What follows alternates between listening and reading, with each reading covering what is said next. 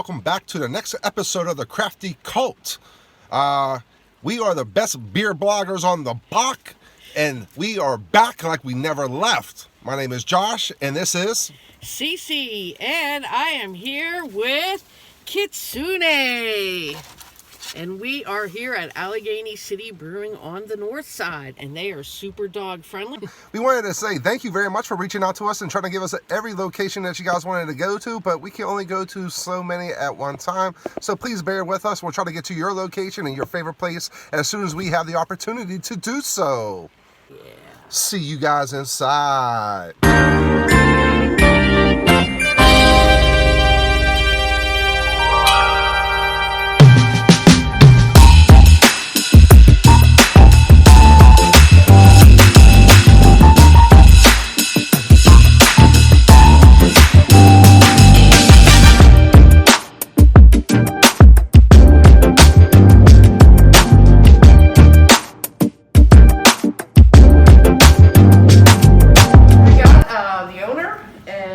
Brewer. Yep. And if you want to introduce yourself and tell us a little bit about the size of your system here and what type of beers you make. Sure. Hi everyone, Al Grasso. I'm one of the founders here at ACB and one of the brewers. This is our brew house. It's a 7-barrel gas-fired system. Right now through the pandemic, we're brewing about once or twice a week. It's kind of fun. We're brewing a little less than we would have in the usual world. So it's given us some time to slow down some of our beers a little bit and put some more lagers in tanks. And lagers take longer to ferment than ales, so it's given us a little time to space things out a little more. We've gotten to play with some new stuff a little bit. But ales, lagers, IPA, stouts, we kind of run the gambit. That's kind of one of our goals here, is to have something for everyone. Whoever comes in to find something they like. So what is some of your popular, or I would say flagship beers? Sure. Probably our best-selling beer is an IPA. It's called Oceanic. It's just kind of like just the one that I've had that brew one the most, yeah. And it's kind of just one of our staple IPAs. A series of IPAs that we've done that kind of really took off for us is called Single Track Mind. Kind of named after bike path, bike riding single track or double track. But it just profiles one individual hop. So we have the same base for like a New England IPA hazy. Same base grain, same yeast, same everything is held consistent, but every time we brew it, we introduce a different hop. And right now we've got 2 of those on, and it's been kind of fun because now we do mixed 4-packs of it. So you can kind of compare what this Milwaukee hops taste right next to Mosaic hops. Everything else is the same. Here's the difference in the hops. So that's cool. Like I said, we've been really kicking around some lagers. We brewed a bunch of dark stuff for the winter. We still will keep those on throughout the year, but not as many. Right. So we've got an Imperial Stout on right now, and our another flagship is kind of our Bridgetown Brown. But we've got a bunch of lighter stuff coming, and we've got a New Zealand Pilsner in the tank right now that we're pretty excited about. It's something that we haven't done before. It's conceptually the same as like an Italian Pilsner, like a dry hop Pilsner, but all with New Zealand kind of like hypey type hops. So right. It's kind of fun. I mean, that's a big thing right now is the New Zealand hops, Yeah. and they do really give a nice crisp finish. Yeah. So I see on your tanks here we got Rocky Mountain vessels. Yeah. And I kind of know a backstory. So you guys were from Pittsburgh, then moved to Colorado, and then came back here to start a brewery. Do you want to give us a little information? Sure, yeah. Tell us about your inspiration.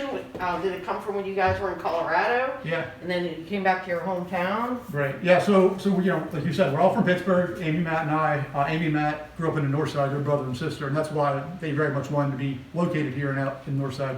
Hence our name, Allegheny City. But at different points, we all moved out to Colorado in the mid-2000s, and we're there for 8 or 10 years, and we traveled a lot together, backpacking trips, and throughout the mountain states out there, Montana, Wyoming, and such. And it seemed like every little town had like a little brewery, like a little neighborhood brewery, and we really fell in love with it. Little brew house dog running around and beer garden and stuff. And so we fell in love with like both the quality of craft beer, but just kind of the community and camaraderie. And everywhere we went, it seemed like it had 1 or 2 of these little breweries pop up in the neighborhood. And so we all intended to eventually move back to Pittsburgh, and we didn't really have a reason to do it. And we felt like Colorado was pretty saturated with breweries at the time, but here it wasn't. And whenever we'd come back to visit, it was, we always would go to East End. They were one of the kind of the first breweries that we fell in love with around here. So we moved back about 6 or 7 years ago to start the process.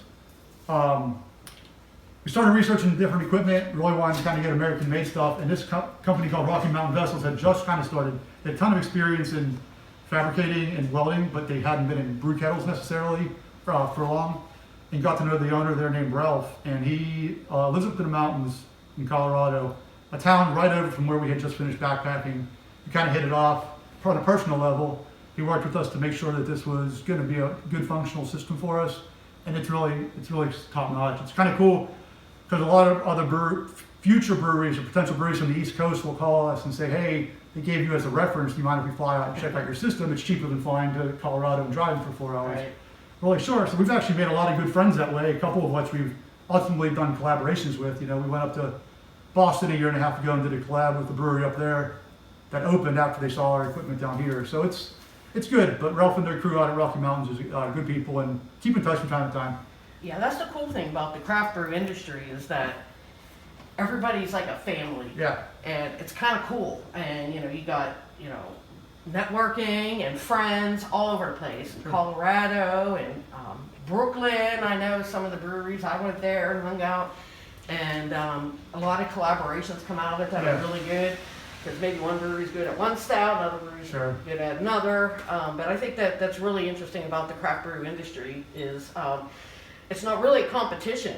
Everybody supports everybody, and you know, it's great. You get to enjoy it.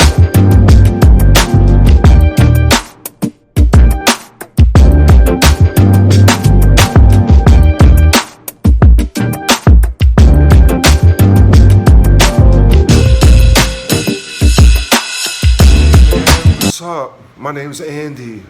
Wow, look who we brought back. We got Andy Warhol here with us Yeah, man. at Allegheny City Brewing Company down here on the north side. Dude, I'm artsy like that. Okay, well, Yeah. we don't have any Campbell's soup here for him to draw, but I don't want that anyways, man. what I got here is called Light Bright, and it is a Helles lager. It And is? here is the can, which is really cool. If you guys remember the old Light Bright, Man, that's so far out, man. that is awesome. It's light, crisp, malty, and this clocks in about at 5.7% ABV. Yeah. And as you can tell, I've been drinking quite a bit of it since I'm running. So I'm a big Helles lager fan, so. Oh, man. So, Cece, Andy's going to go ahead and give you cool cats out there the rendition of what I'm going to try. It's going to be called the First Street here at Allegheny Brewery. And it's going to be an Imperial Stout. It's going to be 10.1%. Yeah. And I'm going to go ahead and, as you can see, you look at the color. It's very dark. Got a nice creamy head on here as well. And I'm going to go in for the best part. Ooh, got a nice aroma right there on the nose. Go ahead for the taste. It looks pretty smooth. It's a smooth one, Cat Daddy. It's a smooth one. Okay. Hey, CC, what's your next selection here at ACB? All right, guys, I'm going on the light end of the spectrum again today. So I'm going to do this one. It's called the Old One Flip, and this is a cream ale. Ooh. So it's light and golden in color. Sweetness aroma. Oh, that's good. It's light, easy drinking, but it's smooth. It's not over-carbonated. What's the alcohol volume on that, CC? And this is sitting in at 4.9. Ooh. Well, this is an easy drinking one. Ooh, that sounds like a nice summer hot day drink type of beer there. It is, Andy. It's actually quite refreshing. It's very delicious. Yeah. The lights, man. The lights. I'm gonna go ahead on my next selection if you don't mind, CC. Andy got another one gonna blow my mind. It's a single track, Mon Rewaka, and this is clocking in at 6.3%. Man, and this is gonna be a Rewaka hops kind of beer, and man, it's just gonna be tasty. Yeah, they have two on tap here. One uses the Mosaic hops, which we're all familiar with, and this is a new type of hop, Rewaka, which Looks pretty good by man. judging from his reaction. I could smell the hops on the nose from the scent. As you can see, it's very hazy in color. But man, I'm looking forward to this, Cat Daddy.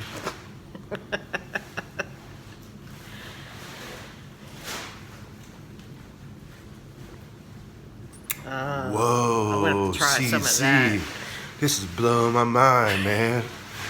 Man, the citron flavor of this and combined with the hops is not overpowering, but wow, what a taste and a smack in the face. Go ahead and rate yours, CC. What are you gonna give? All right, well, my first one, I'm gonna go with the Light Bright, which is the Helles Lager. Ooh, I guess you like that since you drink it all. It's very, very good. It is a little different from a traditional Helles Lager. It has a little more malt and a little more bite to it. I'm gonna rate this one a 3.5. I'm shocked, man. That's way far out. I have a second one here that this is the cream ale, and this thing is the bomb, seriously. 5 out of 5, no doubt. Hands down, best cream ale I ever had. Wow. This is delicious. First, and I'm gonna rate the First Street at a 10.1. Man, this is far out and probably one of the best I've had Imperial Stouts out there. So I'm gonna go ahead and give this right here, this Imperial Stout, I'm gonna go ahead and give this a 3.8. Delicious. 3.8? It's delicious. It's All right. delicious. All right. Yeah, man. This cat. Yeah, man. I'm gonna come down here and get a nice hoppy flavor that's just not gonna kill you over. This right here is the one, baby. This one right here blew my mind.